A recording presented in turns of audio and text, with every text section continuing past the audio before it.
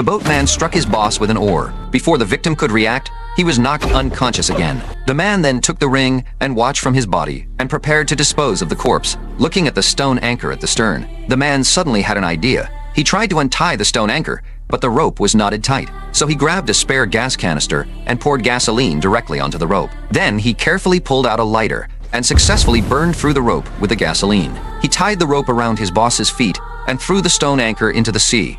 The anchor sank deeper and deeper, but then something unexpected happened.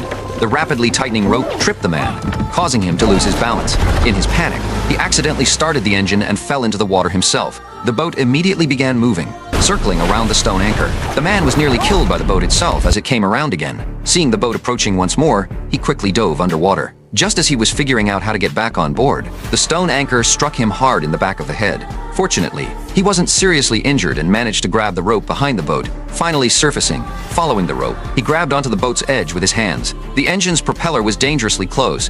One wrong move, and he could be killed by it. At the critical moment, he yanked out the engine's power cable just in time. The boat finally stopped. Swimming to the side of the boat, he struggled with all his might to climb back aboard. Fed up with his own clumsiness, the man picked up his dead boss and pushed him into the ocean. He restarted the engine and moved the boat to a remote location. Now he had to deal with the boat itself, since it was covered in bloodstains.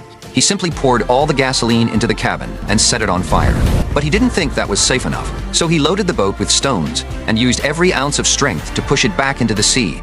Once there, he held down one side of the boat, letting seawater gradually fill the cabin until the boat sank forever to the ocean floor.